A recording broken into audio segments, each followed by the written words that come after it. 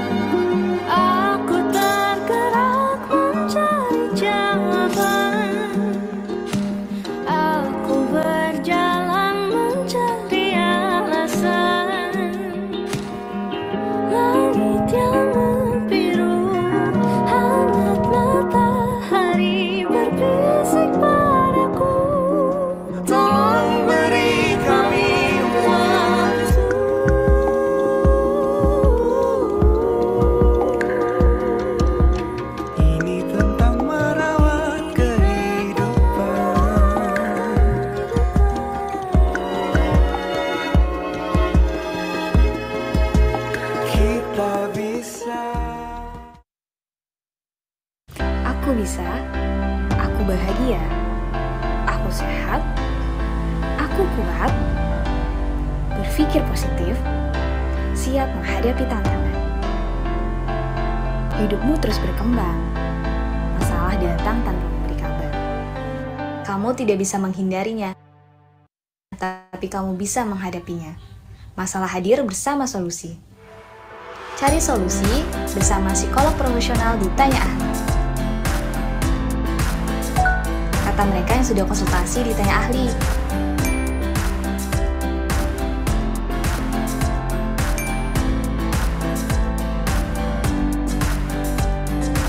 Untuk informasi lebih lanjut, bisa hubungi link di bawah ini ya.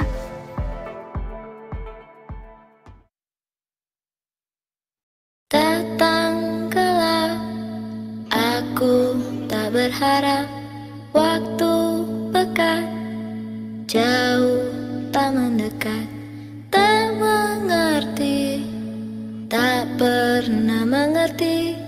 Hari ini kata tak ada lagi, ternyata butuh jarak agar kita bisa melihat.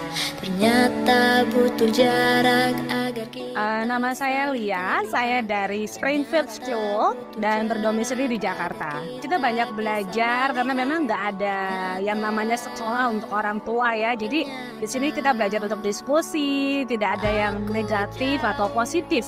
Jadi belajar sama-sama dari nol. Perkenalkan, saya Runi. Saya tinggal di Tangerang, tapi saya biasa beraktivitas di Jakarta.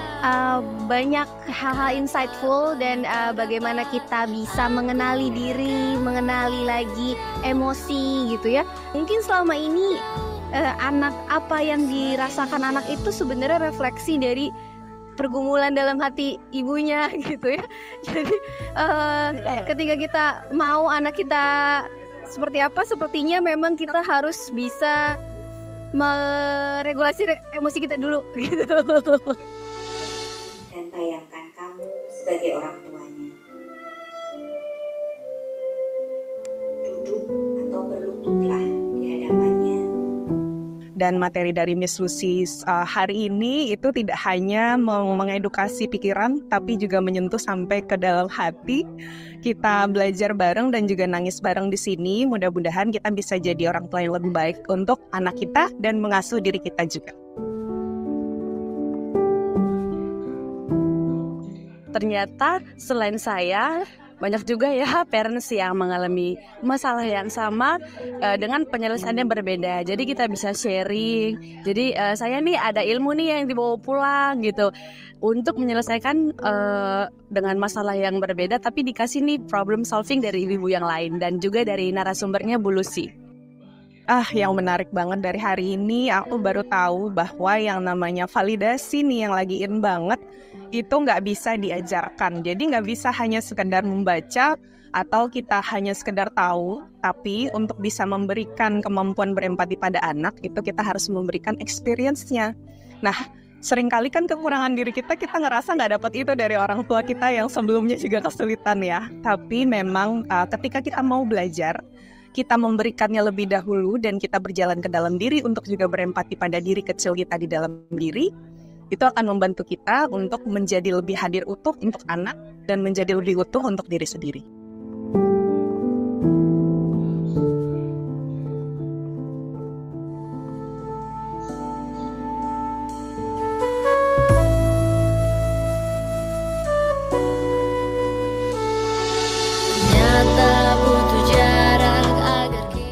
Mungkin bisa dilanjutkan untuk mengundang sekolah-sekolah lain, karena memang School of Parenting itu nggak cuma untuk orang tua, tapi juga untuk pendidik seluruh Indonesia.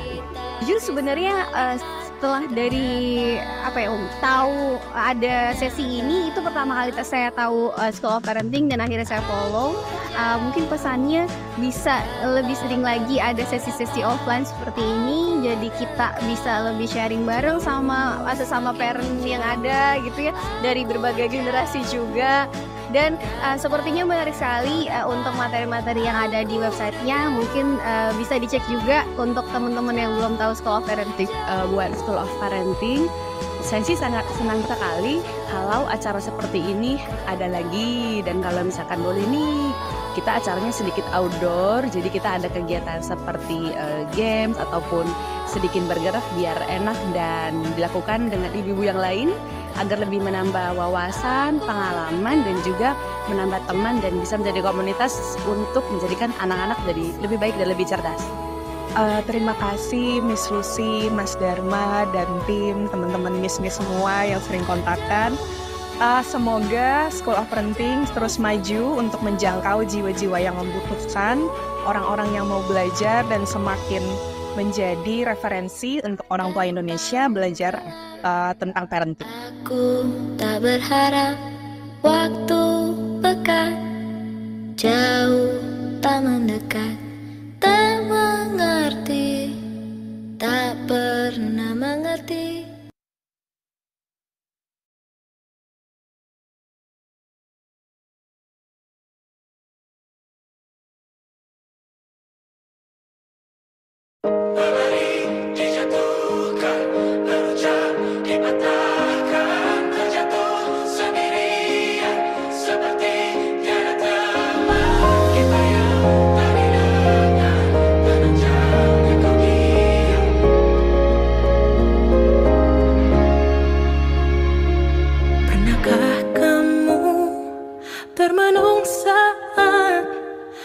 berjalan terlalu cepat, penuh gelisah, tak tentu arah. Oh, oh, kamu tak sendiri. Pernahkah kamu memaksa kuat, walau hatimu terasa berat? Banyak mimpi yang tak kunjung nyata. Oh, kamu tak sendiri. Berlari dijatuhkan, berucap dipatahkan, terjatuh sendirian seperti tiada teman. Kita yang tak didengar, tenang jangan kau diam. Kamu tak sendiri.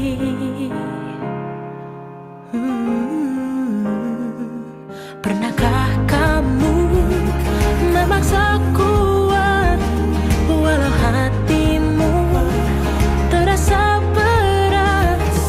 Banyak mimpi yang tak kunjung nyata.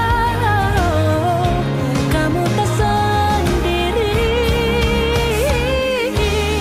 Berlari dijatuhkan, berucap dipatahkan, terjatuh sendirian seperti tiada teman. Kita yang tak didengar, tenang jangan kau diam. Oh, kamu tak sendiri.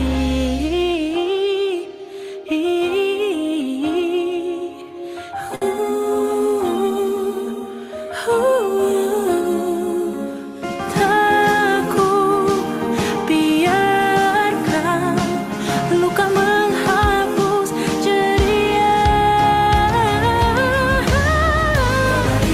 Dijatuhkan, berucap dipatahkan, terjatuh sendirian seperti tiada teman. Kita yang tak didengar, tenang jangan kau diam.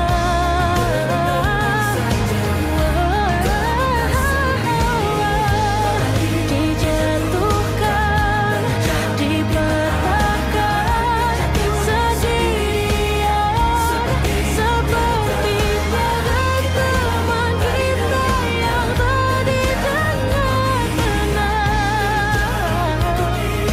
kamu tak sendiri.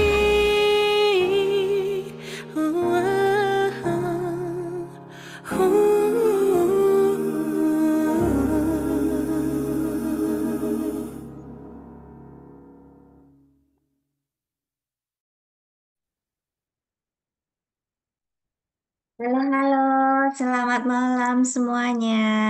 Apa kabar? Selamat weekend ya di Jumat hari ini. Oke, selamat datang kembali di sesi Q&A pada malam hari ini. Sudah lama ya saya tidak menyapa teman-teman semuanya. Oke, halo Mam Restu, apa kabar? Lama sekali nggak jumpa ya. Oke, mungkin saat ini malam ini tadi saya lihat di grup ya, saya sempat lihat di grup.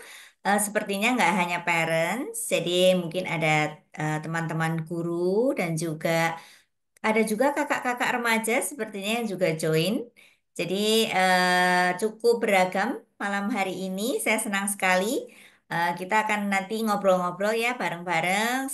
Silahkan disiapkan pertanyaan-pertanyaannya yang sudah mungkin sudah dipendam ya. Wah ini ada kebetulan ada psikolog nih yang bisa ditanya-tanyain ya. Jadi malam ini kita akan ngobrol bersama dengan psikolog mitra ahli School of Parenting, Ibu Kanda Mary. Halo Bu Kanda, apa kabar? Hai Bu Lucy, halo semua. Halo. Oke. Sudah cerah nih Bu Kanda nih. Sudah siap, Sudah. udah siap-siap nih ya, bukan?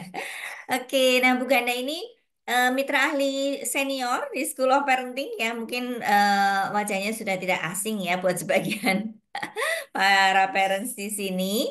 Nah, kalau ngomongin soal remaja, apa ya istilahnya kalau Bu Ganda ini katam lah ya, dari A sampai Z ini.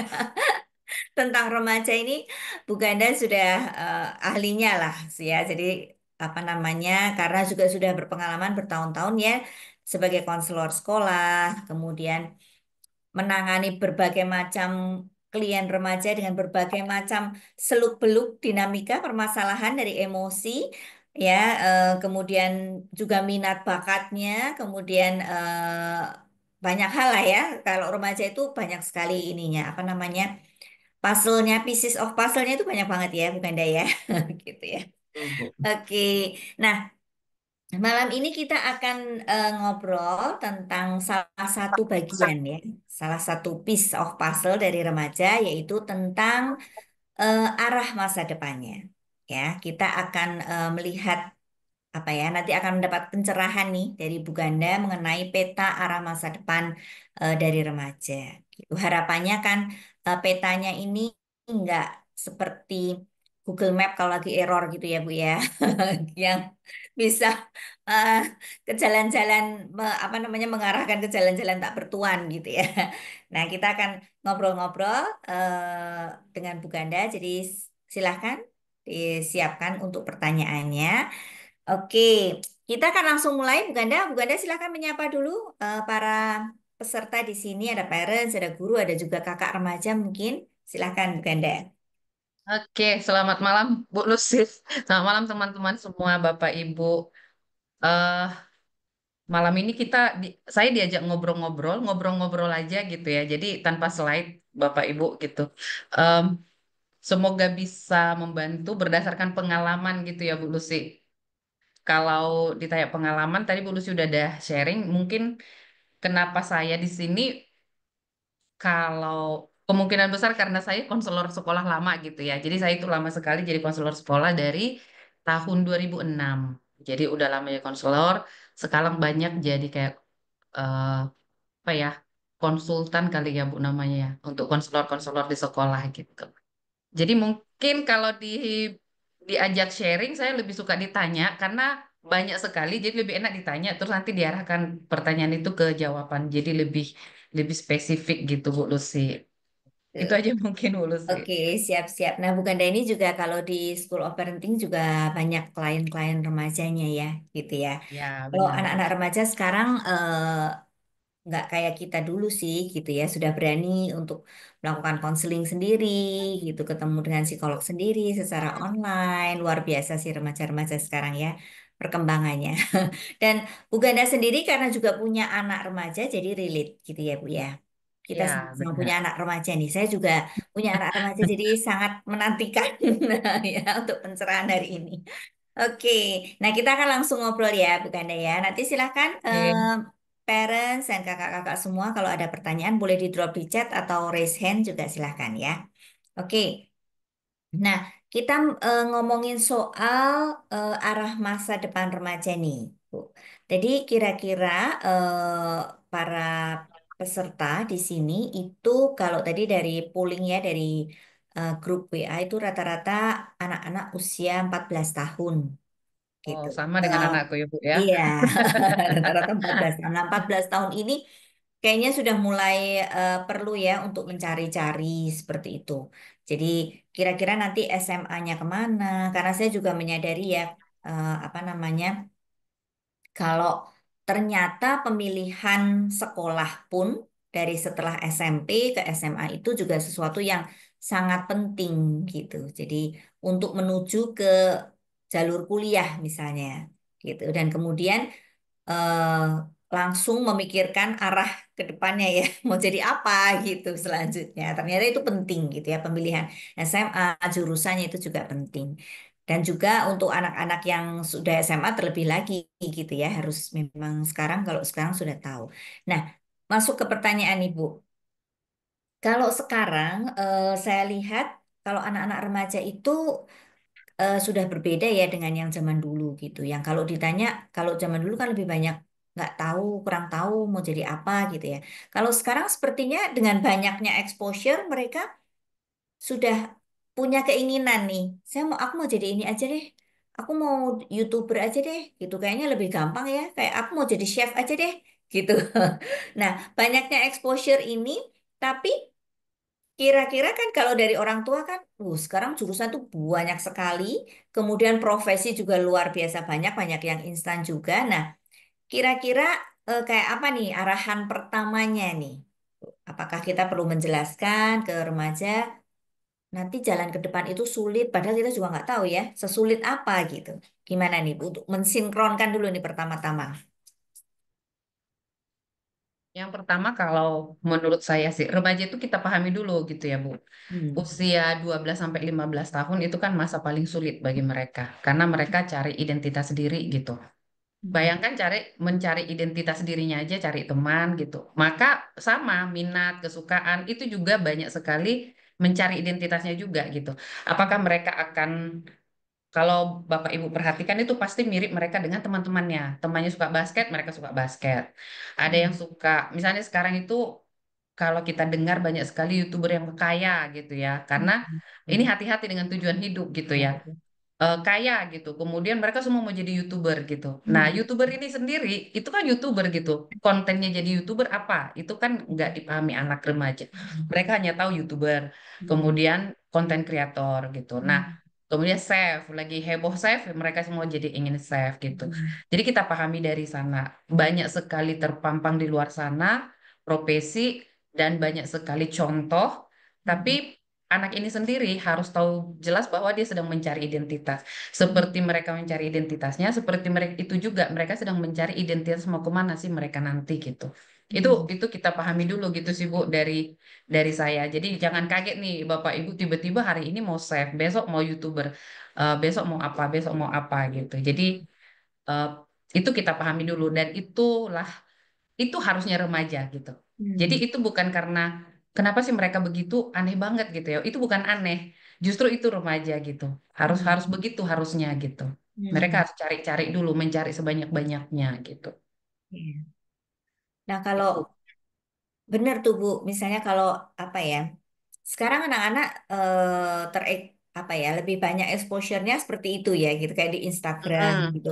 Wah banyak ya YouTuber-YouTuber yang kaya gitu, konten kreator. Saya jadi Ya, itu aja deh, kayaknya lebih gampang ya, nggak perlu belajar matematika gitu. Aku jadi ini aja deh, kayak cari sesuatu yang mudah gitu. Jadi, benar. nah gimana Mudah sih dan kaya caranya tuh? gitu ya. Mudah dan banyak uang gitu. Nah, Mm-mm. itu sekarang banyak sekali di pemikiran remaja ya. Iya. Mm-mm. Nah, apakah pemikiran seperti ini perlu kita apa ya? Bukan bukan perbaikin ya. Apakah kita perlu arahkan dulu seperti apa atau bagaimana sih cara mengarahkannya gitu? Nah, Oh, itu dibiarin aja kuncinya. gitu. Nah, di sini harus ada peran orang tua dan guru atau Mm-mm. pendidik gitu. Mm. Karena gini, YouTuber itu sendiri itu kan satu profesi yang besar gitu ya. Guru Mm. gitu, guru itu banyak sekali gitu. Ada guru matematika, ada guru bahasa Indonesia, guru fisika gitu dan sebagainya. YouTuber juga banyak sekali. Konten yang mau dibawa si YouTuber itu juga banyak gitu. Nah, Mm. jadi kita perlu mendampingi sih. Jadi menurut saya ya, di SMP ini kan mereka mencari identitas. Jadi kalau Mm. kita kasih tahu kamu orangnya hangat loh, baik gitu. Nah, jadi ke anak remaja usia 12, 15, 15 sampai 18 gitu ya. Kita perlu sekali menceritakan apa kekuatan mereka, mereka itu baiknya di mana. Kemudian misalnya, "Ma, aku pengen banget jadi YouTuber gitu."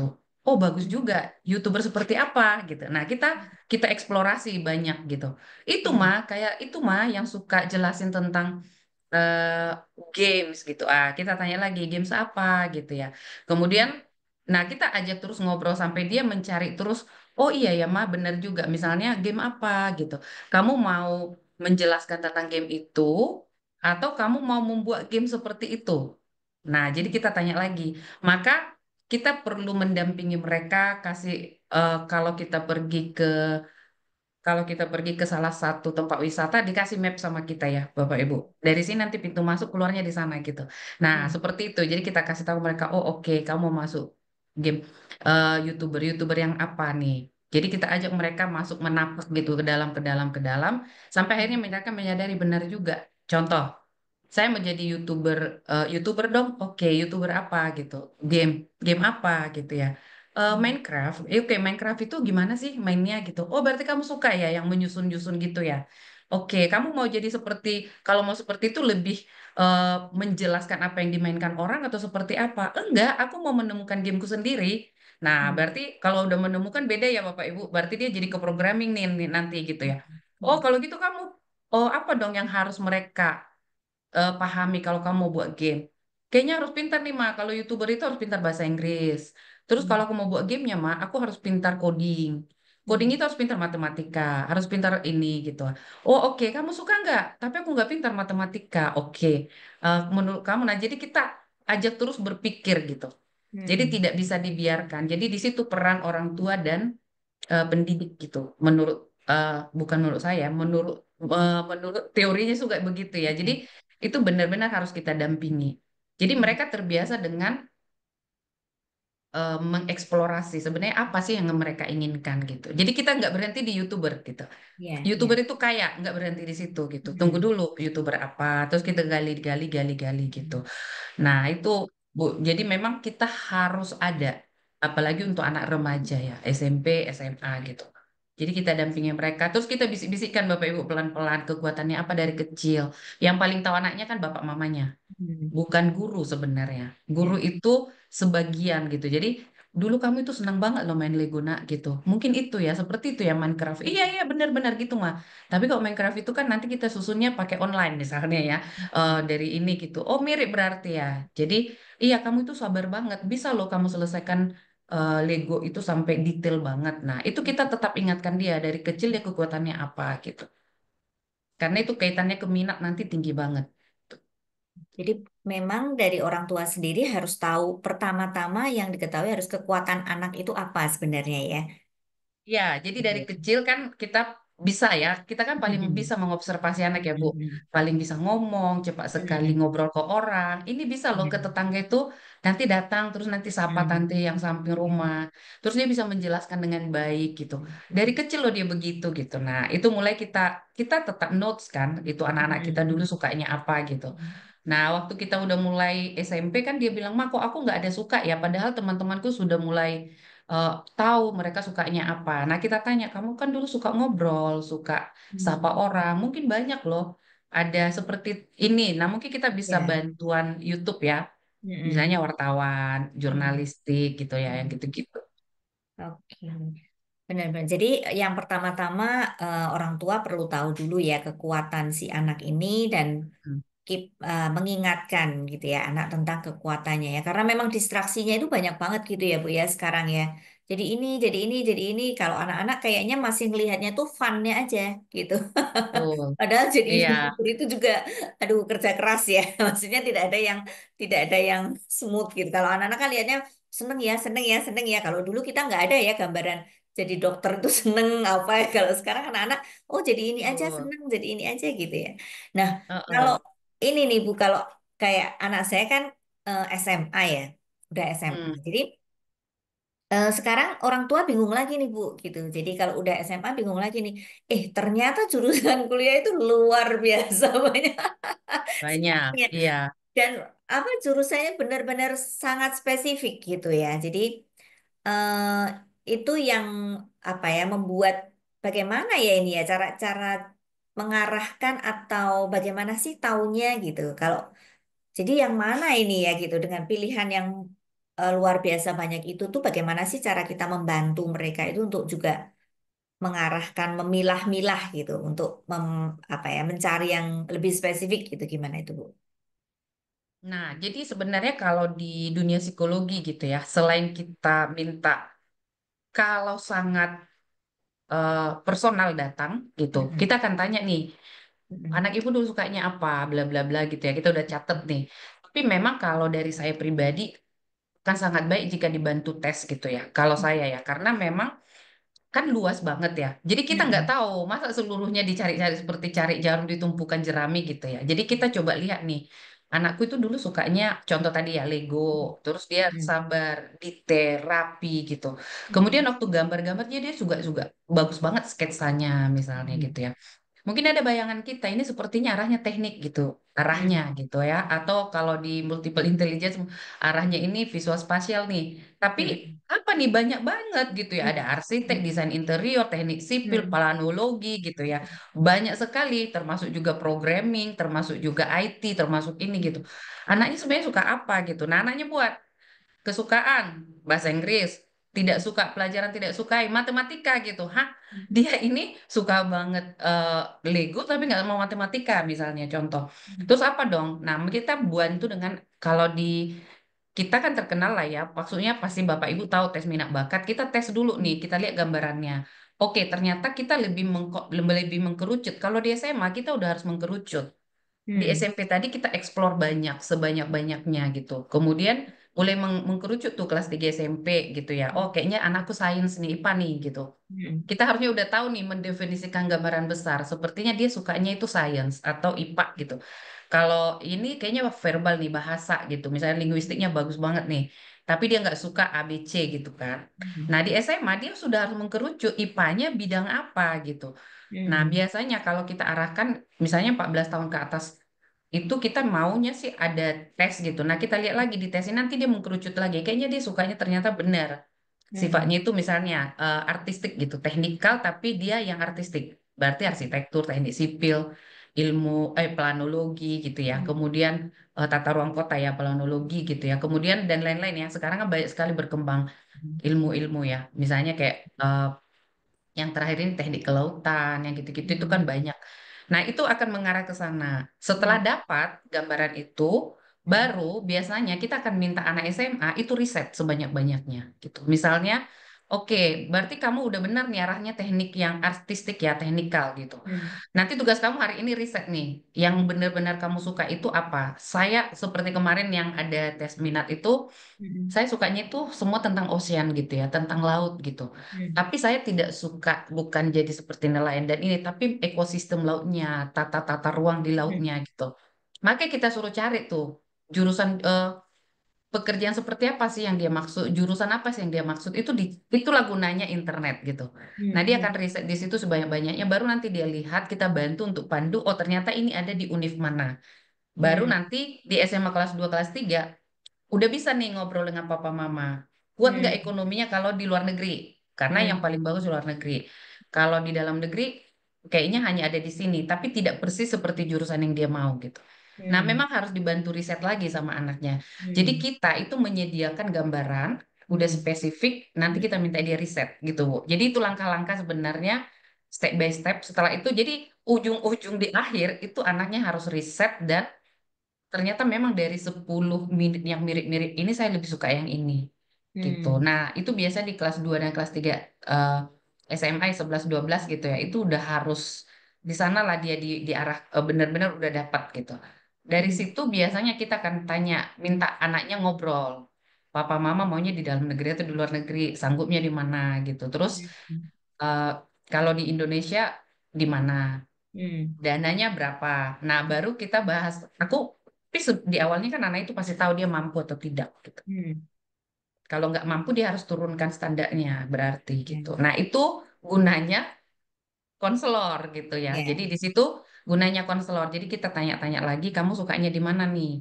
Ya. Tapi IQ saya nggak mampu kayaknya gitu. Misalnya Hmm. dari mana tahu ya? Ya mau nggak mau kita harus cari tahu ya Bapak Ibu gitu. Jadi di situ gunanya memang di akhir-akhir itu semua harus ada. Gitu Hmm. Bu Lucy, agak Hmm. Ya, betul. terstruktur ya Jadi sebenarnya. memang kemudian tadi setelah kita memang tahu kekuatannya gitu, kita juga harus kita sekarang memang perlu sepertinya ya memang dibantu oleh tes itu ya, tes minat bakat karena dengan jurusan yang semakin melimpah seperti itu, jadi tes ini juga bisa membantu kita untuk mengetahui nih ya, anak itu sebenarnya spesifiknya di mana ini gitu ya. Setelah itu Ya, baru melakukan riset gitu ya karena itu juga sebenarnya membantu juga ya internet ini memang banyak banyak pros dan cons kalau kita bisa ya, memanfaatkan dengan ya, ya, semaksimal ya. mungkin kita bisa cari ya di mana sih yang bagus di mana yang bisa sesuai dengan si anak environment sekolahnya juga seperti apa gitu ya dan juga IQ-nya sanggup apa enggak gitu ya jadi bisa cocok. Oke, ini udah ada yang resen nih, Mam Restu nih. Silakan nih Mam Restu nih, anaknya udah remaja ini. Halo, selamat malam Miss Lucy, Bu Halo Ganda. malam. Long time no see Malam Bu ya. Restu. Ya. Jadi ingat pertama saya ikut di SOP itu waktu 2020 saya masih di Jember. Sekarang Hmm. saya sudah pindah kota di Madiun dan Oh, insya Allah rencananya bulan depan pindah lagi nih Miss Lucy ke Jambi. oh, Gitu. Jadi yang mau saya tanyakan ke Bu Ganda di sini tentang remaja, menurut saya mungkin agak relate ya sama ya anak saya yang OTW ABG ini gitu. Jadi anak pertama saya ini laki-laki, dia usianya 13 tahun itu nanti Oktober lah ya, baru mau masuk SMP. Tadi saya sangat nyimak sekali waktu Bu Ganda bilang kalau kita harus memahami remaja itu di usia 12 sampai 15 karena itu pencarian identitas diri gitu ya. Nah, yang saya ingin tanyakan di sini adalah dengan background saya yang pindah-pindah ini sama kerjaannya sama suami gitu yang mengikuti suami.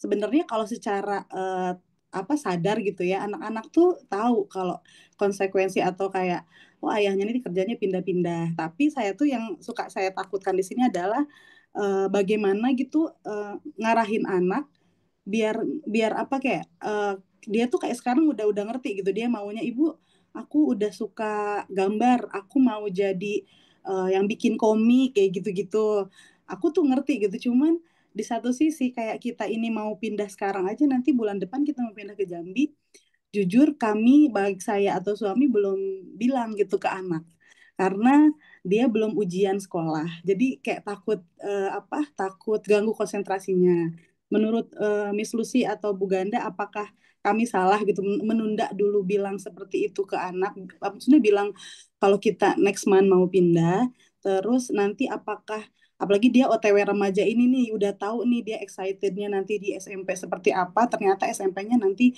bakal beda dengan teman-teman SD yang di Madiun gitu. Takutnya saya tuh apa akan mengganggu atau apa namanya bikin anak saya tuh bingung untuk cari identitas diri gitu. Itu aja Miss Lucy sama Bu Ganda terima kasih. oke. Silakan nih Bu Ganda, boleh langsung dijawab nih. Mbak Restu sama kita. Saya juga pindah-pindah terus. Iya. Suaminya. Oke, eh, sebenarnya kalau ini bicara tentang perkembangan sih. Jadi selama anak itu terpenuhi perkembangannya, mau pindah kemanapun sebenarnya anak ini kan kuat ya. Ibarat Betul. ya, aku akan selalu mengidentifikasi kayak pohon gitu. Kalau udah kuat akarnya, pohonnya akan tumbuh di mana aja sebenarnya. Tapi perlu kita ingat ada yang miss gitu, ada yang kurang, tapi ada juga yang plusnya gitu ya. Jadi kalau misalnya Mbak bertanya, apakah salah kalau menunda gitu? Mhm. Ada plus minusnya sih semuanya gitu. Iya betul. Karena pertama mereka kalau kayak sekami itu dari awal itu udah dikasih tahu kerja bapaknya itu pindah-pindah. Jadi one day kalau pindah lagi mereka kan sudah tahu gitu. Tapi ini belum dikasih tahu ya nggak apa-apa. Nanti pas pemberitahuan dikasih tahu setelah ujian misalnya gitu. Hanya yang perlu dipahami adalah pindahnya kemana gitu. Iya, ke Jambi, Nah, Sumatera.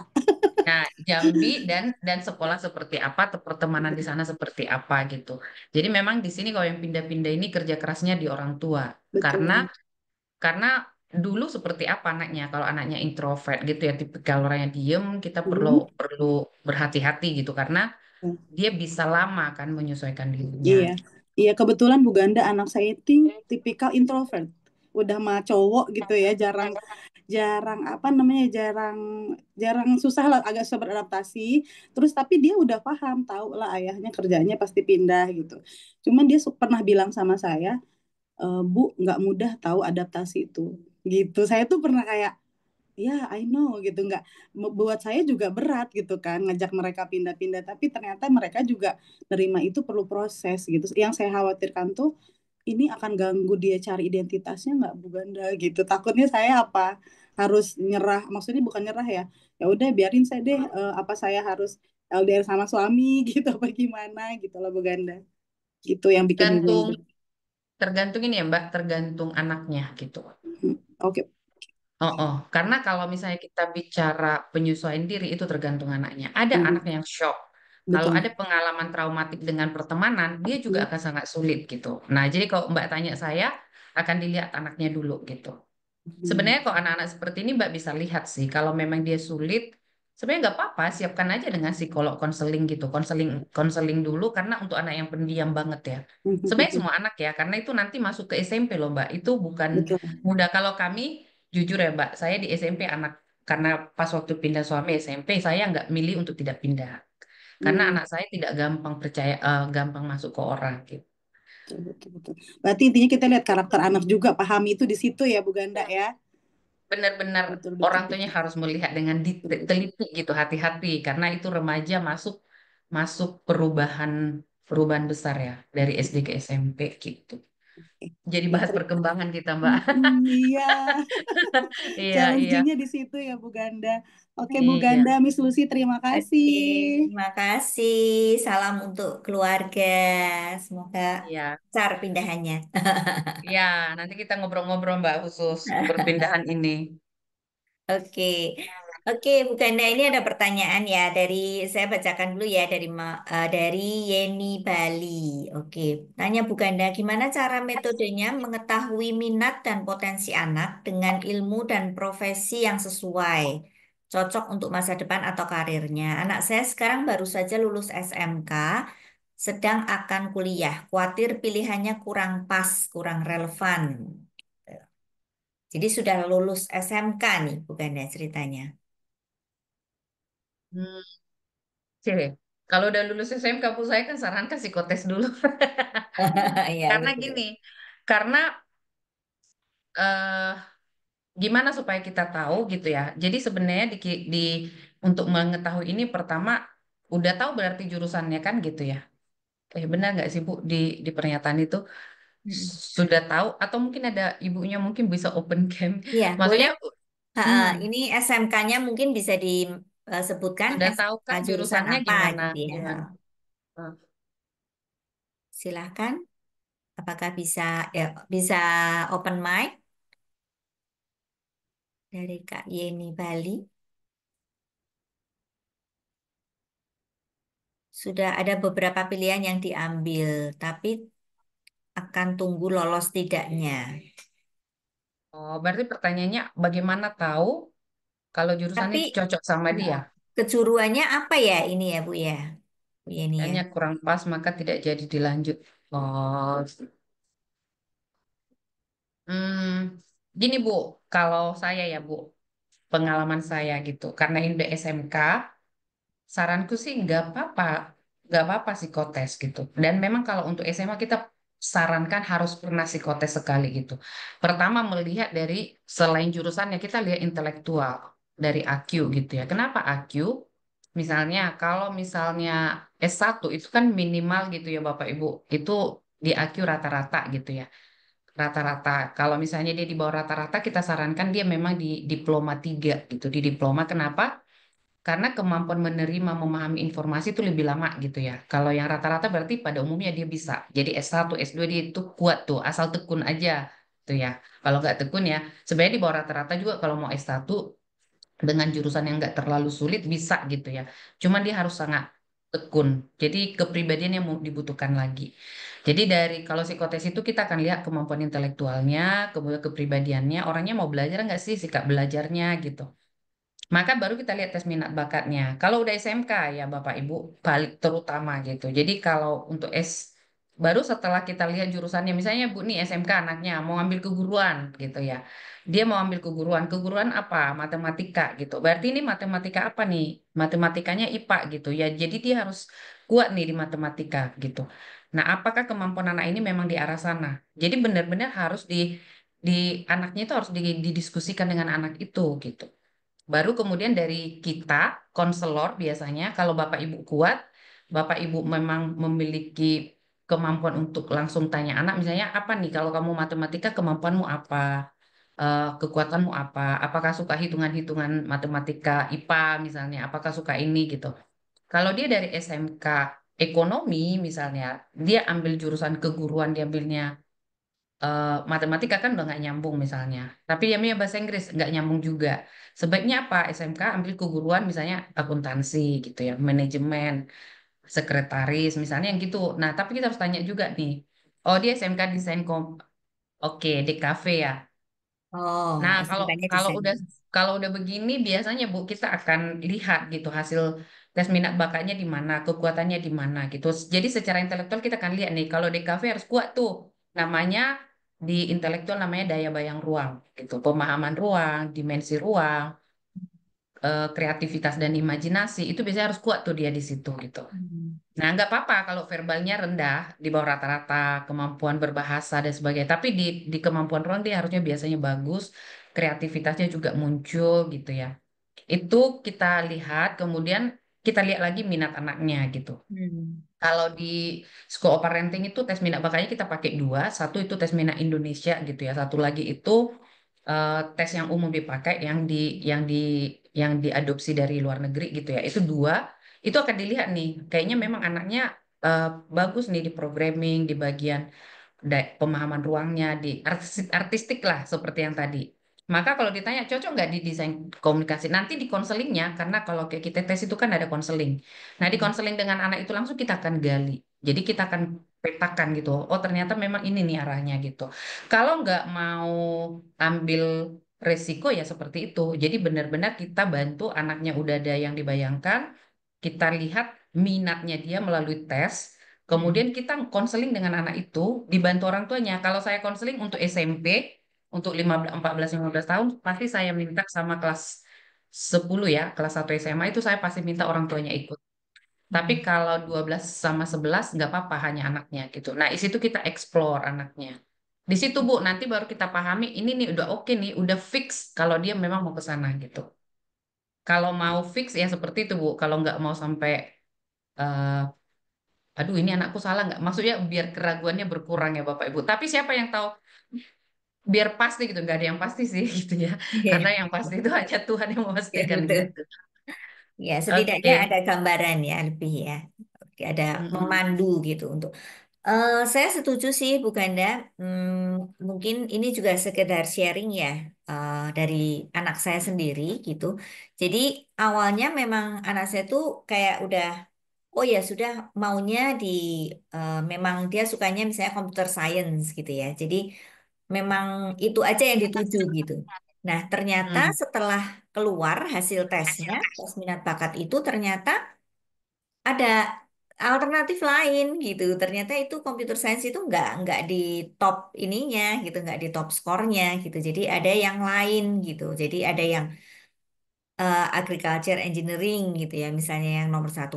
Loh, nggak pernah kepikir gitu, nggak tereksplor juga kan. Setelah itu baru dieksplor. Oh iya ya gitu ya, menarik juga ya gitu. Nah ternyata memang itu sih ya pentingnya gitu. Kalau enggak kita nggak tahu gitu ya. Tadinya saya pikir udah kamu masuk ini aja karena dia kita lihat dari akademiknya gitu ya, dari rapotnya gitu. Oh nilai matematikanya bagus, nilai eksaknya bagus. Coba deh kamu masuk ini data analis gitu. Kalau orang tua kan pikirnya wah ini profesi yang menguntungkan gitu ya. Iya, iya, Coba deh iya. Yang masuk masa data depannya analis. cerah gitu ya. Iya, cerah gitu kan. Ininya juga bagus, matematikanya juga bagus. Ternyata setelah dites ya sama sekali nggak cocok karena dia orangnya nggak detail gitu. Jadi Iya, iya. jadi memang memang seperti itu ya ininya ya apa namanya eh, perlunya karena sangat banyak Ya, sekali. iya. Ya betul. Iya, benar, Bu. Bu, ini ada yang bertanya, ini sangat-sangat relevan dan banyak sekali ditanyakan oleh banyak terjadi ya. Eh, ini nih, permisi bukan. Mau tanya dari Ibu Sugiyarti, Sugiyarti ya. Permisi Bu Ganda Miss Lucy mau tanya kalau misalkan keinginan kita anak masa depannya supaya ikatan dinas karena sudah terjamin pekerjaannya, langsung ditempatkan tidak harus mencari loker lagi. Tetapi berlawanan dengan keinginan anak yang ingin kejar beasiswa dan tidak ingin ikatan dinas karena ikatan dinas tidak passionnya, apakah harus mengikuti keinginan anak atau keinginan kami? Maksud dari keinginan kami supaya kedepannya lebih terarah. Banyak banget nih, Bu Ganda pertanyaan serupa. Silakan, Bu Ganda. Jadi Jadi kalau dinas ini ya, ikatan dinas ini ambisi orang tua sebenarnya. Yang mau tidak salah ya Bapak Ibu, sangat tidak salah. Karena kita maunya orang tua ya Bu, saya juga orang tua Ya. Bapak Ibu, anakku juga udah remaja. Kita kan nggak mau anak kita susah gitu ya. Ini kalau Hmm. ikatan dinas kan nanti dia langsung penempatan gitu. Tapi hati-hati juga di dalam ikatan dinas itu luar biasa tekanannya gitu ya. Jadi kita kalau di kebetulan saya pernah ikut ngetes gitu ya untuk ikatan dinas ini. Jadi semua ikatan dinas itu psikotesnya tinggi ya, permintaan psikotesnya itu tinggi. Kenapa? Pertama mentalnya harus kuat. Jadi secara mental harus kuat. Jadi di kita itu namanya kepribadian. Jadi kalau ditanya supaya nanti anakku langsung kerja gitu ya Bapak Ibu, sebenarnya dimanapun anak kita kok berkualitas kerja bagus lah gitu ya. Dulu mamaku itu paksa saya nggak boleh psikolog karena itu hanya untuk orang gila gitu. Aku bilang mah enggak loh gitu ya. Tapi memang zaman itu saya kan kuliah 98 99 gitu ya. Jadi wajar gitu pemikiran itu di masa itu. Nah, jadi kalau ditanya tentang ikatan dinas ini yang pertama Bapak Ibu pertimbangkan dulu anaknya siap atau tidak, mandiri atau tidak, kuat mental atau tidak gitu. Karena untuk kedinasan itu banyak sekali jenisnya gitu ya. Pasti kedinasan itu harus akan ada di sana ya. Yang pertama untuk mental. Nah, kemudian ada pertanyaannya adalah anak ini tidak suka kedinasan. Gitu kan ya, Bu? Dia Ya, pengen betul. mengejar beasiswa gitu. Beasiswa. Nah, perlu kita pahami kalau dari sudut pandang saya sebagai konselor gitu. Ini sebenarnya tujuan utamanya bukan jurusan. Ini adalah kesiapan kerja dan mendapatkan sesuatu yang beasiswa itu kan tidak berbayar gitu ya. Maksudnya itu sesuatu nanti targetnya beasiswa itu adalah berarti dibantu atau mendapat bantuan lah ya. Jadi uang sekolahnya nggak mahal. Di kedinasan juga sama, tidak berbayar gitu. Dua-duanya tujuannya sama. Sekarang kita turun lagi nih Bapak Ibu. Nah, kalau kita mau berdiskusi dengan anak seperti itu. Jadi kita turunkan gitu. Oh oke, kita sama-sama nih target tujuan kita. Jadi Bapak ini Bu Sugiyarti sama-sama nih, Ibu sama anak sebenarnya sama tujuannya, sama Bapak berarti. Sama-sama bermimpi dua-duanya itu mendapat pendidikan yang bebas biaya gitu. Dengan kalau pilihan yang dua ini dengan catatan anak ini punya potensi yang kuat. Ya kan? Kalau masuk beasiswa dan kedinasan itu berarti potensi intelektual atau kemampuan dia dalam segi pendidikannya kuat nih gitu, secara akademis gitu. Nah, sama-sama nih tujuannya. Maka yang ditanya sekarang adalah bagaimana supaya apakah kita akan menuruti anak ini atau menuruti Wah. bapak ibunya gitu ya. Maka kita turunkan bapak ibu, beasiswa dia mau kemana? Kedinasan dia mau kemana gitu. Karena sebenarnya di sini belum dipahami tentang karirnya. Gitu. Ini masih lebih kepada kebebasan finansialnya gitu. Nah, kalau Bapak Ibu bahas ini adalah tentang bicara tentang ekonomi. Tapi kalau udah turun, itu baru kita bahas tentang jurusan apa yang cocok sama anak ini gitu. Gitu sih Bu, kalau dari saya. Maka Beasiswa apa? LN dari dan Unhan, Bu. Ya, dia mau beasiswa ke Beasiswa luar Unhan negeri kan? ya, dan Unhan. Iya. Nah, kalau Unhan kan IQ-nya minimal 120 ya Bapak Ibu, karena saya juga ikut ngetes anak untuk masuk ke beasiswa Unhan. Jadi kalau mau ke sana minimal berarti tes dulu nih kalau mau coba beasiswa ke sana gitu. Nah, Unhan itu seperti kedinasan, Bu. Kalau memang masuk udah terjawab dua-duanya. Beasiswa dan akan ada penempatannya gitu ya kalau yang beasiswanya gitu. Itu kan Unhan minimal IQ-nya 120 gitu. Nah, kalau Ibu tanya saya siapa yang mau diikuti, tunggu dulu. Lihat dulu anak ini sebenarnya kekuatannya kemana. Apakah misalnya dia benar-benar ke Unhan, Unhan jurusan apa gitu. Nah, kalau ke Unhan itu syarat pertama itu 120 IQ-nya minimal. Itu syarat tertulisnya mereka. Jadi kalau nggak di bawah itu, kalau nggak dapat di 120 udah pasti nggak bisa masuk ke sana untuk beasiswanya. Kalau ke luar negeri kan banyak banyak jalurnya ya kalau untuk beasiswa. Nah, maka kita turunkan karir yang mau dia mau. Tuh. Kalau dia mau misalnya bidang hukum, akuntansi atau apa gitu, maka di kedinasan dapat nih ada mungkin misalnya ya ada STAN, ada apa gitu ya. Kemudian di beasiswa dia dapat di mana gitu. Nah, diturunkan dari situ lagi baru dipetakan sih Bu ya. Kalau Bapak Ibu kesulitan ya dibantu konselor karena itu agak petanya kan banyak gitu. Oke, Ya. kamu setelah itu turunkan kedinasan itu mau jurusan apa? Di beasiswa juga mau jurusan apa? Di luar negeri mau jurusan apa? Baru kita cari lewat di luar negeri itu di mana beasiswa, di kedinasan di mana. Tapi kalau Bapak Ibu tanya, apakah kami paksakan? Sebenarnya tujuan kalian udah sama, Bu Sugiyarti. Beasiswa dengan kedinasan itu sama, gitu. Tapi kalau untuk memastikan dia kerja, ya sebenarnya di kedinasan itu pun hati-hati juga gitu. Jangan karena, ambisi kita orang tua rupanya anaknya nggak suka gitu ya. Jadi keluar dari situ rugi lagi di waktu gitu kan. Gitu sih. Jadi harus diturunkan ke karirnya Bu, turun dulu dari beasiswa ke dinas turun lagi ke bawah gitu. Terus nanti kalau ditanya lagi, eh tapi Bu kalau kedinasan ini pasti kerja. Ah, jangan sepele sama anak kita kan gitu.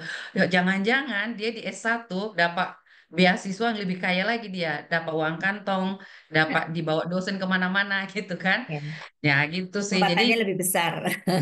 Justru. kesempatannya lebih besar dan banyak siswa yang seperti itu ya. Saya mengenal 2-3 orang siswa yang seperti itu. Oke.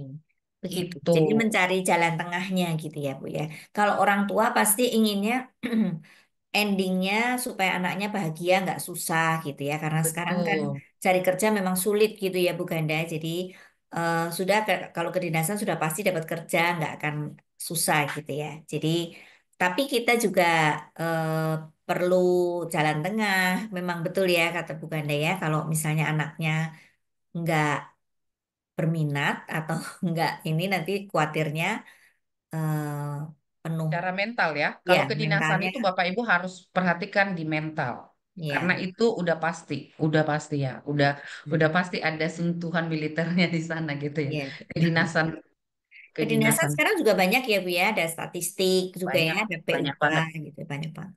Mm-mm. Oke.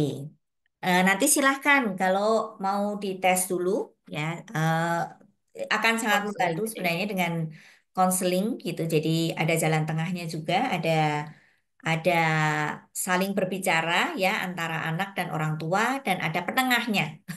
Penengahnya ini konselornya ini psikolognya Iya ini iya benar. menengahi ya jalan jadi mediator gitu antara cita-cita anak dan harapan orang tua gitu. Oke, ini ada pertanyaan lagi dari Kak Marisa Hakim. Malam saya Marisa dari Tangsel.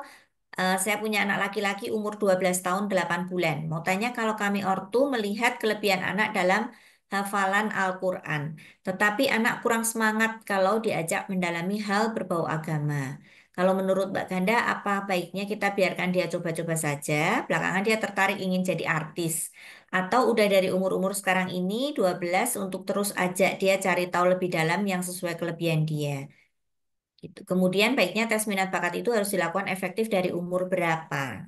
Silahkan, Ganda. Oke, pertama nih kelebihannya menghafal Al-Quran. Jadi bukan Al-Quran ya berarti yang kita ingat ya Bapak Ibu. Kalau dari kita bicara minat bakat ya. Berarti potensinya menghafal itu bagus. Ingatan atau daya ingatnya kuat berarti. Gitu ya. Hmm. Kemudian, jadi kalau mau melihat kekuatan anak kita di situ, jadi kita langsung lihat analoginya gitu. Oh, kalau dia suka yang begini, oh sepertinya ini polanya seperti ini gitu. Nah, mungkin itu kekuatan konselor ya mungkin ya. Terus kalau menjawab pertanyaan ini cukup luas menurut saya. Yang mau saya tekankan adalah Bapak Ibu kita harus mengeksplorasi minat anak itu sebenarnya seumur hidup ya. Kita kan Bapak Ibu semua dari di sini sudah pasti tahu nggak bakatnya gitu. Kan belum tentu juga. Karena bakat kita itu kita eksplorasi sebenarnya seumur hidup. Tapi kuncinya itu adalah di 0 sampai 12 tahun.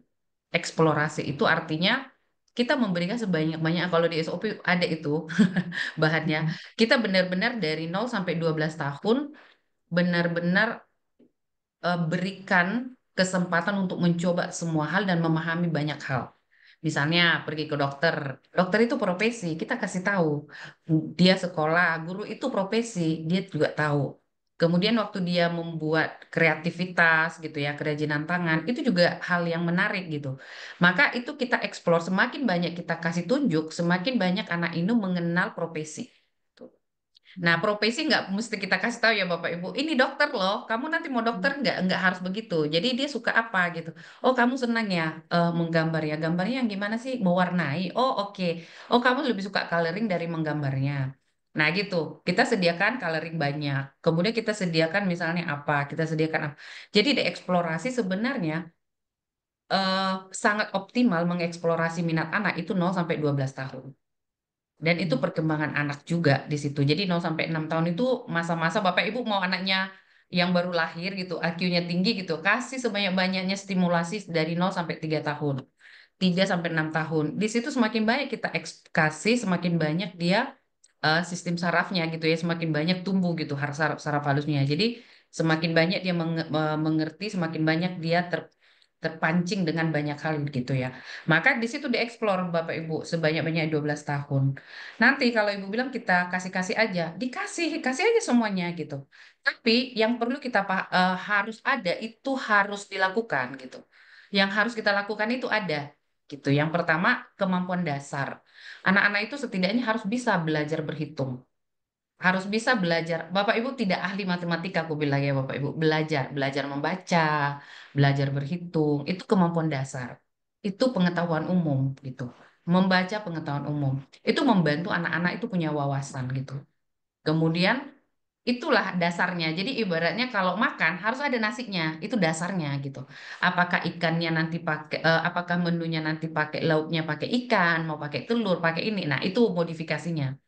Tapi ada hal-hal yang harus kita kasih di anak-anak. Mendengar lagu waktu kecil, kemudian membaca buku, belajar berhitung, belajar ini, belajar membaca gitu ya, membaca sebanyak-banyaknya gitu. Kemudian baru kita eksplor juga yang lain. Misalnya, oh kayaknya anakku suka ngomong, suka pintar bicara. Dia pintar storytelling gitu. Maka kita kasih buku sebanyak-banyak tentang storytelling. Kayaknya anakku itu suka banget nyusun Lego. Kasih Bapak Ibu yang sejenis Lego, puzzle, Lego, robotik, coding gitu. Kembangkan aja terus gitu. Jadi memang itu kenapa orang tuh perlu mengobservasi anak gitu. Jadi 0 sampai 12 tahun. Kalau ditanya, nah di situ Bapak Ibu baru dicatat ya. Sebenarnya anak ini ternyata kayaknya di sini sukanya. Baru nanti kapan sebaiknya itu kita sarankan di atas 14 tahun. 14 tahun ke atas kita sarankan untuk mencoba kalau mau mencoba tes minat bakat dan ya itu tes minat bakat gitu. Itu sih Bu. Jadi kalau ibunya nanya sebaiknya kapan, kalau tes minat bakat itu harapannya di atas tes ya Bapak Ibu, tes itu di atas 14 tahun ke atas. Tapi kalau observasi itu dari anak itu lahir. Kita observasi dia suka apa, suka apa, suka apa. Nah, catatan-catatan itu tes minat bakat itu kita kolaborasi. Di situlah pada saat konseling biasanya kalau di konseling Bu Lucy itu di saya selalu minta orang tuanya ikut. Apalagi dia di bawah 16 tahun. Terus dulu sukanya apa, Bu? Ini memang senang sama tetangga nih dulu ngobrol. Cepat datang ketemu orang itu cepat banget dia menyesuaikan diri gitu. Nah, ternyata anaknya juga suka banget hukum misalnya, bidangnya ke sana gitu ya. Kita kan itu ada garis itu jelas banget lainnya gitu. Ya. Nah, maka di SMA kita kembangkan dia adalah mungkin kita bisa leskan dia les bahasa, bisa kembangkan dia masuk organisasi yang sifatnya itu itu ya, debat apa-apa-apa gitu. Itu arahnya ke sana. Pertanyaannya, Bu, kenapa harus 14 tahun? Kenapa harus 14 tahun? Oke. 0 sampai dengan remaja awal itu sebenarnya 0 sampai 12 13 tahun ya. 0 sampai 12 tahun. Hmm. Sebenarnya kita mau orang tua mengeksplor sebanyak-banyaknya. Hmm. Itu yang pertama. Nah, perkembangan otak anak itu mulai berkembang, mulai mengarah, mulai terbentuk itu mulai masuk di remaja, mulai dia 11 12 13 itu emosinya kan tinggi banget ya up and down-nya gitu. Nah, 14 15 dia mulai ini Bapak Ibu mulai duduk gitu ya. Mulai Ya. bisa tuh. Mulai bisa. Maka disitulah dia kita melihat barulah di situ kita mulai yakin anak ini sudah bisa memilih sendiri jawabannya. Hmm. Kalau di bawah itu sebenarnya dia belum belum terlalu gitu. Nah, kita meyakini secara intelektual kemampuan saraf dan terbentuknya ini ya perkembangan otak, perkembangan kognitif manusia itu mulai dari lebih lebih duduk apa istilahnya Bu? Lebih yakin kita Ya, dia udah lebih bisa firm. jawab dengan tepat gitu ya. Itu Nah. dari hatinya itu 14 tahun ke atas. Hmm. Maka biasanya nanti Bapak Ibu kami akan sarankan lagi tuh tes di kelas 2 SMA setidaknya. Pada saat dia usia 16 17 tahun. Hmm. Kita akan sarankan lagi untuk lihat benar nggak Hmm. arahnya itu masih tetap di situ nggak gitu. Betul. Itu ya. Jadi keyakinan bahwa dia sudah kuat secara kognitif, perkembangan otak dan sebagainya itu di usia itu. Hmm. Oke. Oke, Hmm. jadi mungkin kalau saya boleh simpulkan ya kalau masih di bawah 14 tahun itu kalau bakat mungkin sudah bisa karena sekarang banyak ya Bu ya tes eh, apa ya? saya Multiple mau intelligence saya, contohnya, itu saya kan bisa ke semua ya, Bu. iya iya iya. Mm-mm. Karena saya mau menyebutkan salah satu tes gitu yang dari maksudnya yang sudah mendefine gitu. Oh, anak ini akan menjadi ini gitu. Oh, oke, oke, oke, Tanpa oke. ada semacam-macam gitu ya. Itu dari Iya, usia berapa? Mungkin dari karena itu dari usia lahir atau dari sejak lahir atau dari sejak SD sudah terlihat. Tapi kalau soal minat karena sebelum 14 tahun itu anak itu namanya manusia itu masih berkembang terus ya Bu ya. Jadi minat itu masih berubah-ubah gitu. Jadi mungkin mm-mm. bakatnya ada, tapi kalau minatnya nggak tersupport bisa juga kan ya Bu ya, gitu ya. Sehingga usia 14 tahun itu kita validasi memang minatnya ada dan bakatnya ada gitu kan ya. Gitu maksudnya ya Bu Betul. ya. Jadi bakat itu sudah ada dari manusia lahir gitu. Hmm, Jadi waktu kita di perut mama kita sudah ada bakat kita gitu. Tapi ya betul. bagaimana kita menggali apa bakatnya itu harus benar-benar digali gitu. Jadi dilihat, diobservasi, dilihat. Jadi Bapak Ibu nggak bisa kita langsung bilang anakku bakatnya musik di usia 1 tahun. Karena pengalaman hidup tidak bisa kita nolkan di hidup kita. Pengalaman hidup, bagaimana lingkungan membentuk kita, bagaimana aku sebagai ibunya membawa dia les, bagaimana aku memperkenalkan musik ke dia, itu juga semua berpengaruh gitu. Hmm, Makanya tidak bisa langsung klaim. Makanya kalau dari kita secara saintis gitu ya, karena kita kan ilmu sains gitu ya, hmm, saintis lah gitu, itu kita minta orang tua itu menyediakan sebanyak-banyaknya informasi sampai anak itu di bawah 13 sampai pokoknya minimal 12 tahun gitu. Sebanyak-banyaknya. Karena di situ anak terus mencari gitu. Dia terus haus ya, Bapak Ibu. Jadi anak kita hmm, haus sebenarnya pengetahuan itu sampai usia 12. Maksudnya terus ya. Tapi hmm, kuncinya itu dari 0 sampai 3, 3 sampai 6, 6 sampai 12. Itu kunci utama gitu. Jadi kasihnya sebanyak-banyaknya. hmm. Itu sih kalau kalau dari kita. Jadi jangan pernah berpikir udahlah anakku suka main gitar udah gitu ya. Boleh gitu. Jangan-jangan 5 loh Bapak Ibu bakatnya gitu. Kita nggak tahu kan Bapak Ibu pasti sekarang setelah kerja tahu ternyata aku suka juga ini. Ternyata Ya. aku juga suka ini gitu. Jadi makanya seumur hidup sebenarnya kita menggali bakat ini. Tapi kita mengarahkan makanya supaya nanti kuliahnya itu tidak ini ya, kuliahnya itu tidak jadi jangan sampai DO lah gitu. Dia sesuai dengan keinginannya gitu. Betul, betul. Betul. Sekarang kami juga banyak ya, kita juga banyak, kita juga banyak nih di School of Parenting juga terima klien ya, eh, yang mahasiswa gitu, yang kuliahnya itu lompat-lompat terus Bu, gitu. Jadi Hmm, ini nggak selesai gitu ya, terus ini akhirnya lompat gitu, nggak selesai, jadi nggak tahu gitu. Dia sebenarnya apa? Mungkin eh, padahal bukan mungkin, padahal si individu ini, si klien ini adalah orang yang memang cerdas sebenarnya gitu, nilai rapotnya excellent gitu. Tapi di kuliah dia nggak nggak tahan gitu, jadi lompat-lompat benar. terus gitu gitu. Jadi ini juga untuk memastikan ya supaya lebih firm gitu. Oke, ini ada pertanyaan mungkin satu terakhir ya Bu ya. Selamat malam, saya dengan Erlina, Jakarta. Anak saya perempuan kelas 8 umur 14 tahun. Besok Juli, saat ini adalah masa pembahasan persiapan masuk SMA. Saat ini SMP Islam, kebetulan SD juga SD Islam, swasta. Apakah anak ini nggak apa-apa untuk masuk SMA negeri yang pasti beda dengan ketika SD dan SMP swasta?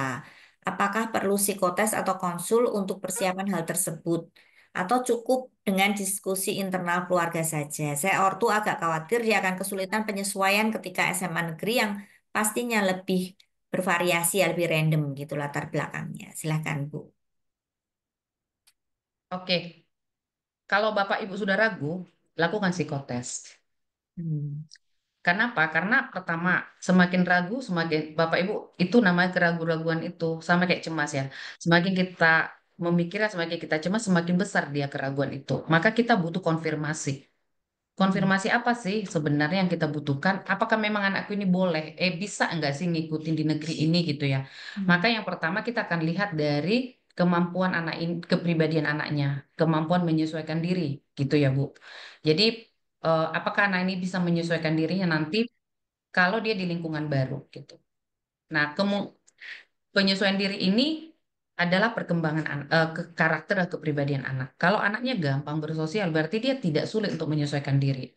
Masuk pertama, itu yang pertama kepribadian. Kedua masuk ke kemampuannya mengikuti pelajaran. Pelajaran dulu di sekolah Islam itu beda nggak sih, nasional nggak sih gitu ya. Nah, Bapak Ibu bisa checklist tuh kekurangannya dulu di sana apa, kelebihannya apa. Maka boleh ditanya guru di negeri gitu. Di sini tuh pelajaran seperti apa? Ada yang nol nggak? Jadi contoh ya, klien kami kemarin di minggu lalu itu anaknya di SD dan SMP Islam. Ternyata tidak kuat matematika sama sekali. Ternyata setelah tes, anak itu suka sekali matematika. Dan dia cita-citanya juga teknik. Bapak ibunya pengen banget dia masuk ke jurusan yang dia suka. Maka kita akan kejar Bapak Ibu di SMA. Dia masuk SMA negeri. Mau nggak mau kita kejar gitu. Anaknya bilang aku pengen tetap di situ karena minatnya udah jelas banget ke arah mana gitu. Orang tuanya bilang ya gitu ya, jadi merasa bersalah, nggak enak gitu. Terus kita bilang nggak usah merasa bersalah, masih kelas 1 SMA gitu. Dasar matematikanya berarti yang harus dikuatin. Privat kah gitu ya, yang pasti privat ya, karena kalau les biasa pasti sulit gitu, karena akan ikut dengan gabung les dengan anak-anak lain. Nah, supaya tidak mengarah ke sana, ini pertanyaan ibu ini persis seperti ibu yang kemarin tes sama kita nih Bu, Bu Luz. Jadi mungkin dilihat dulu Bu, pelajaran-pelajarannya. Kalau memang berbeda, terus ya udah di, dilihat. Kalau berbeda ya segera dilihat. Kalau mau negeri berarti ini yang harus kita kembangkan dari anak ini. Dengan cara apa? Mungkin privat gitu. Gitu sih Bu. Nah, kalau ditanya oh iya, pertanyaan yang tadi pertama, saran saya sih kalau ragu atau khawatir gitu ya, nggak apa-apa tes, karena di tes itu nanti kita kan ada konseling juga biasanya. Nanti akan dilihat anak itu bagaimana sih karakternya, kepribadiannya, intelektual. Oh, mungkin sebagai informasi Bapak Ibu, kenapa sering sekali dibilang tes intelektual gitu? Kalau untuk tes IQ ini, kalau IQ-nya rata-rata, itu artinya anak ini secara umum bisa menerima, memahami, dan memproses informasi. Jadi kalau gurunya mengajar, dia mengerti. Semakin tinggi IQ-nya, semakin cepat daya tangkapnya. Nah, untuk anak yang IQ-nya di bawah, maka kita lihat dulu bawahnya di mana. Kalau hanya di bawah rata-rata 80 sampai 90, biasanya kita akan bilang bahwa anak ini kalau ditambah dengan ketekunan plus dengan bantuan mungkin seperti ya itu ya ada les tambahan, ada ini, anak ini mampu akan baik di sekolah. Bisa jadi juara Bapak Ibu gitu. Kenapa? Karena dia melebihi anak lain tekunnya, rajinnya gitu. Karena sekolah kan sifatnya berulang gitu. Nah, tapi dia kalau udah di bawah banget, maka kita akan kasih tahu dia butuh bantuan khusus. Karena dia sulit sekali menangkap pelajaran di sekolah gitu. Itu gunanya tes, tes IQ misalnya gitu. Supaya tidak ini ya, supaya tidak eh, kabur gitu Bapak Ibu. Kenapa sih harus tes gitu? Itu yang mau dilihat. Jadi kalau tadi ibunya ragu-ragu, silahkan tes, lihat kepribadian anaknya. Tapi tes lainnya lengkap ya Bu. Jangan minat bakat aja gitu. Jadi dilihat IQ-nya, kepribadiannya, caranya menyesuaikan diri seperti apa, cara belajarnya seperti apa gitu. Itu menurutku sih. Semoga menjawab, Bu. Ya, jadi tes mungkin saya sedikit simpulkan ya. Jadi tes ini juga tujuannya membantu ya untuk melihat apa ya seaslinya itu seperti apa gitu ya. Karena kalau cuman kadang-kadang gini Bu, kayak kok anak ini nilai matematikanya jelek, oh dia berarti nggak bisa matematika. Kadang-kadang belum tentu ya, karena Belum anak ini tentu. bisa dipengaruhi di sekolah juga dipengaruhi oleh gurunya. Nggak suka sama Oh, gurunya, gurunya itu nggak bisa tidak ngajar bisa gitu. mengajar sesuai dengan eh, cara belajarnya si anak itu juga ternyata mempengaruhi karena banyak anak-anak juga ya udah di Diva ini memang anak ini nggak bisa matematika dia memang lemah di matematika gitu ya ternyata seperti itu tadi kata Bu Ganda ternyata dia pinter kalau setelah dites loh ternyata dia kuat nih di matematika oh memang caranya di sekolah itu nggak pas gitu ya dari gurunya itu juga sering ditemui ya sehingga tes ini nanti akan membantu anak-anak untuk mengetahui benar-benar seperti apa sih dia sebenarnya kekuatannya itu di mana gitu ya tidak dipengaruhi oleh siapa yang memberikan materi tersebut gitu ya. Oke, nggak terasa nih Bu udah jam 8 lebih ternyata mohon maaf untuk teman-teman semua yang pertanyaannya belum bisa terjawab. Jadi tadi ada yang bertanya untuk tesnya ada di mana? Di kami di tempat kami di School of Parenting ada tes peta minat dan karir ya silahkan. Nah, tes peta minat dan karir ini bisa diikuti Ya, minimal 14 tahun seperti tadi kata Bu Ganda ya. Mengapa 14 tahun tadi sudah dijelaskan. Jadi ini nanti akan ada terdiri dari tes minat bakat Indonesia, kemudian akan melihat gaya belajar si anak, kemudian nanti ada pembacaan hasil dan konseling. Nanti konselingnya juga bersama dengan Bu Ganda. Jadi nanti kalau ada kok ternyata hasilnya anaknya maunya seperti ini, orang tuanya harapannya berbeda gitu ya. Nanti bisa dikonselingkan sekalian saat pembacaan hasil gitu ya. Nanti akan terlihat mendapatkan report lengkapnya sesuai dengan minat dan arahan karirnya ya untuk memandu si anak gitu. Jadi bisa hubungi nomor telepon ini, boleh dicatat, nanti akan di-share juga di grup untuk bisa mendaftar. Dan bagi yang mendaftar sampai dengan tanggal 19 Mei, ya mulai hari ini sampai tanggal 19 Mei, nanti akan mendapatkan bonus ya, kelas video belajar positif disiplin. Gitu. Jadi tadi ada pertanyaan yang tidak sempat terjawab di sini, bagaimana ya ini remajanya mana ya tadi ya sulit dikasih tahu gitu intinya. Jadi pakai ini ya di bawah tidur menggunakan earbud di bawah tidur sudah dikasih tahu nggak bisa nggak mendengarkan gitu intinya padahal sudah diberikan artikel sudah diberi ini gini ya. Jadi bisa juga join ya untuk di Peta Minat dan Karir ini atau bisa juga mengikuti kelas video belajar kami. Kalau sudah ikut mendaftar Peta Minat dan Karir ini akan mendapatkan kelas virtual kelas video belajar positif disiplinnya secara free gitu ya. Jadi di situ juga bisa dipelajari nih bagaimana sih cara ini dibawakan oleh Bu Ganda juga karena Bu Ganda juga certified untuk positif disiplin ya. Jadi bisa dipelajari juga bagaimana sih cara berkomunikasi dengan anak, bagaimana menerapkan disiplin yang positif ya tanpa harus setiap hari kita marah-marah. Gitu ya. Jadi ada teknik-tekniknya untuk berbicara terlebih dengan remaja nanti bisa dipelajari juga di video belajar tersebut. Jadi ingat ya, teman-teman semuanya dan para peserta sekalian, 16 sampai dengan 19 Mei, ya kita sampai dengan 19 Mei bisa mendaftar dan nanti akan mendapatkan bonusnya. Itu dari saya mungkin ada kalimat penutup dulu dari Bu Ganda, silahkan. Oke, dari saya ya, Ya. agak sulit nih. Eh, kalau kata penutup, pertama kalau kita mau sempurna nggak bisa ya Bapak Ibu gitu. Hmm, Kalau jadi orang tua kita nggak bisa jadi sempurna untuk menentukan minat bakat anak kita, udah pasti itu gitu. Jadi dari situ biasanya kita orang tua punya ekspektasi. Semua orang tua harus punya gitu ya, dan harus punya Bapak Ibu. Kalau nggak punya kita kasihan anak-anak kita gitu. Kita harus punya ekspektasi terhadap anak. Tapi kita harus berhati-hati dengan ekspektasi kita. Apakah ekspektasi kita adalah nafsu kita sendiri, atau sebenarnya kita sudah memberikan ruang kepada ruang yang aman atau nyaman gitu ya, ruang yang nyaman bagi anak-anak untuk mengeksplor juga ekspektasi mereka gitu. Nah, ketika ekspektasi anak sudah kita tahu, ekspektasi kita sudah kita tahu dan ada titik terangnya, nah disitulah mungkin kita bisa push anaknya gitu. Jadi kalau belum ketemu, kita turun-turunkan dulu. Anak turunkan ekspektasinya, orang tua turunkan sampai ketemu satu titik, kemudian kita push dia di sana. Itu mungkin ya dari saya agak filosofi, tapi memang seperti itu. Hati-hati kita dengan ekspektasi kita. Yang pertama, kenapa hati-hati? Sorry lebih panjang. Pertama, kenapa harus hati-hati? Karena pertama bisa menjebak. Kita memaksakan kehendak kita kepada anak, mematikan yang sebenarnya mereka punya gitu. Yang kedua, kita akan stres setiap hari karena ekspektasi kita. Kita pengen banget anak ini dokter. Jelas-jelas anak itu nggak suka IPA dan matematika dan fisika kimia gitu. Tapi kita paksa terus. Kenapa? Karena kita dulu gagal jadi dokter gitu.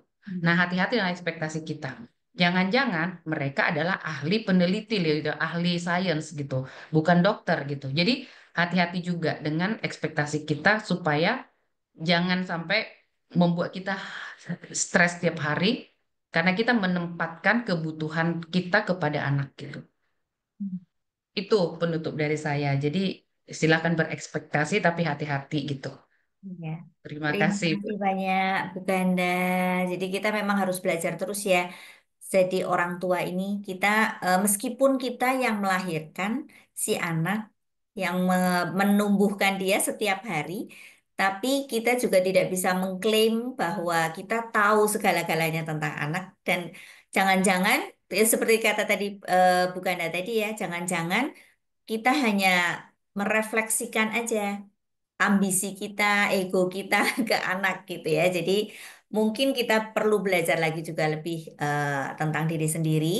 Kemudian ada alat bantunya untuk tes ya, untuk kita lebih mengerti anak kita. Bukan kita pasrahkan percaya penuh pada hasil tes, tapi kita ada alat bantu untuk tes seperti apa sebenarnya anak kita untuk mempelajari dan juga konselingkan dengan konsultasikan dengan psikolog ahli untuk kita bisa tahu antara harapan kita dan juga cita-cita anak gitu. Oke, terima kasih Bu Ganda, terima kasih untuk teman-teman semuanya yang sudah hadir pada malam hari ini. Semoga bisa memberikan insight. Kita ada pesan, silahkan Kakak moderator boleh ditampilkan. Masih ada sesi-sesi yang lain yang tentang remaja yang bisa diikuti. Silahkan. Oke, terima kasih. Nah, minggu depan ya, kita minggu depan ini ada kelas juga, kelas virtual live ADHD remaja. Nah, ini ada juga nih tentang hal klinis nih ya. Kalau ini tentang hal klinis, yaitu ADHD remaja dari tanda hingga diagnosis, silakan juga bisa diikuti. Kemudian berikutnya ada apa lagi Kak? Nah, ada juga screening adik-adik remaja. Jadi, ini juga kadang-kadang anak-anak sulit fokus. Banyak sekarang anak remaja yang sulit tidur gitu ya. Kemarin ada juga yang bercerita anaknya tidur hanya 2-3 jam, padahal remaja itu kebutuhan tidurnya itu lebih banyak ya, 9 jam gitu. Tapi hanya 2-3 jam. Nah, ini kita juga perlu sebagai orang tua melihat ya ada something wrong gitu kepada anak. Nanti silahkan dikonsultasikan, silahkan dilakukan screening. Semuanya ini untuk membantu supaya kita bisa memahami anak kita, memahami remaja dengan lebih baik. Gitu. Oke, terima kasih. Akhir kata, mohon maaf kalau ada pertanyaan-pertanyaan tadi yang belum sempat terjawab. Kemudian silahkan tadi di chat, nanti di grup juga sudah ada untuk diikuti tes peta minat dan karir untuk lebih memahami remaja kita. Oke, terima kasih sekali lagi Bu Ganda, terima kasih insight-nya, terima kasih semua yang sudah hadir. Sampai jumpa lagi di minggu depan. Bye-bye. Bye.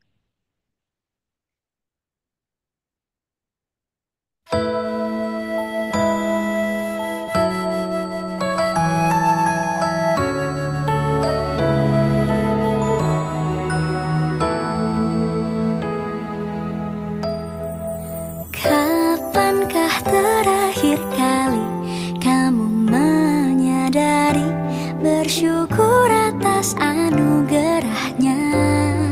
Aku sibuk mengejar semua yang ku cari sampai melupakan arti cinta ini. Terkadang yang kau perlukan hanya besar hati untuk belajar mendengarkan suara hatimu.